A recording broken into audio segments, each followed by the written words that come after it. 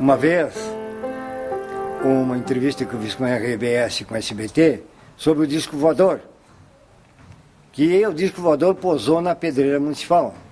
Mas não era disco voador. Era provocado por um fenômeno físico.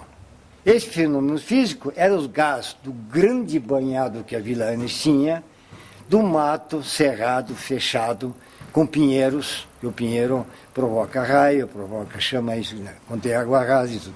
E pela pedreira, que é uma potência infinita.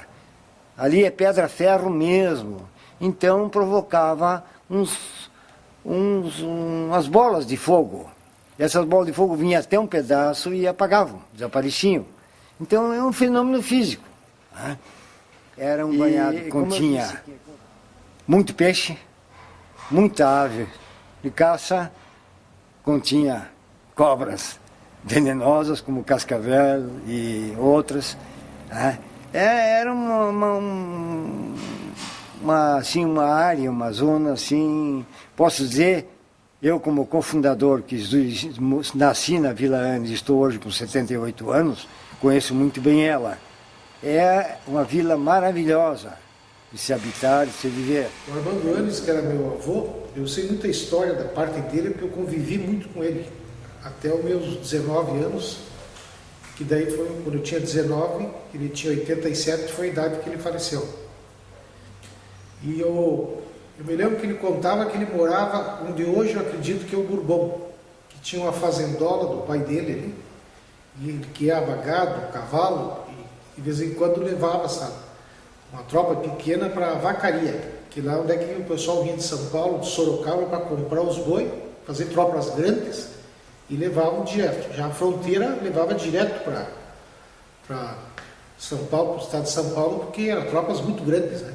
Então ele fazia esse trajeto de vez em quando, de Passo Fundo, a vacaria, levando a tropa. Naturalmente que ia a cavalo, naquele tempo era... Ele devia ter uns 20 anos, mais ou menos. E foi mais ou menos por essa idade que ele perdeu a mãe dele, a dona Etelvina Araújo Anis. E daí o pai dele, ficou viúvo, resolveu um dia fazer um inventário. E daí veio um tio do Armando Anis, que era irmão da mãe dele, da dona Etelvina, perguntar para o avô o que ele queria de herança. E ele disse que ele não queria nada, ele tinha uns 20 e poucos anos, a idade meio imatura ainda, né? E ele estava com pressa, não podia conversar muito com o tio, porque ele queria caçar marreco, onde depois foi a Brahma em Passo Fundo. Ali era um banhadal que dava muita caça de marreco ali. E daí o tio insistiu e tal, daí ele um dia disse pro tio, disse, então arrume para mim o que você quiser, o que tu achar bom lá, para mim tá bom. Daí o tio foi embora, depois ele voltou a avisar ele que tinha arrumado a Vila Anis para a herança do inventário da mãe dele. Porque quem tinha propriedade mesmo em Passo Fundo era a família dos Araújo, né? Era o pai da dona Etelvina, que já herdou do pai, né? Porque o Gervásio Anis, quando ele veio para cá, ele era funcionário público, veio de Cruz Alta para Passo Fundo, e ele não tinha propriedade nenhuma, né? Era uma procedência humilde, né? Aí que acabou casando com ela, daí que apareceu toda essa grande fortuna, assim, né? Na época, né? Propriedade grande de terra, que foi o que sustentou o meu avô até os últimos dias o loteamento que ele ia fazer. O senhor Armando Anis era uma pessoa maravilhosa, honesta, educadíssima, um conhecimento muito grande, e ele ajudou muito, foi muito humanitário com o povo que adquiriu terrenos na Vila Anis. Então ela conserva o nome dele. A Vila Anis deve estar hoje constituída a mais de 50 hectares, sendo a maioria dela povoada. E começou a ser povoada há mais de 80 anos, por 5 fundadores, sendo 3 carroceiros, um pedreiro, 2 carroceiros, aliás, um pedreiro, um comissário e um ferreiro, que foi meu pai. Chamava-se Chico das Molas.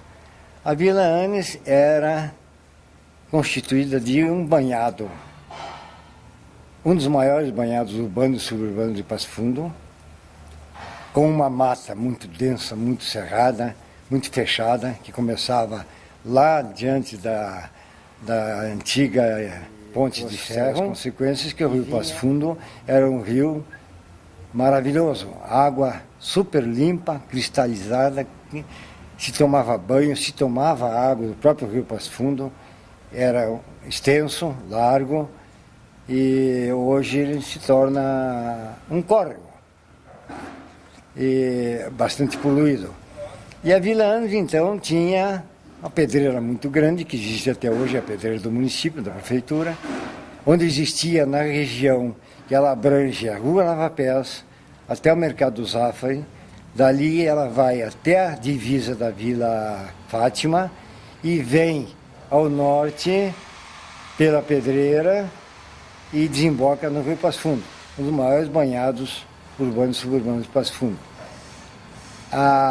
Depois veio mais moradores, foram habitando. Ela tinha, nos banhados, tinha as valetas, onde precisavam entrar nas casas por intermédio de tábuas, tipo ponte, uma tábua para poder entrar, porque o banhado era muito grande. Era fundo também, bastante barroso.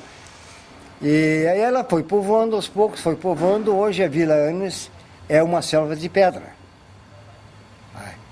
Fechou completamente, deve ter um número de 1.400, 1.500 casas, diversas ruas. Quando ela ainda era banhado, ela foi começada a ser povoada, só existia uma rua, que era a rua, existe até hoje, a Jacinto Vila Nova, onde trafegava os caminhões da Pedreira, para a Avenida Brasil.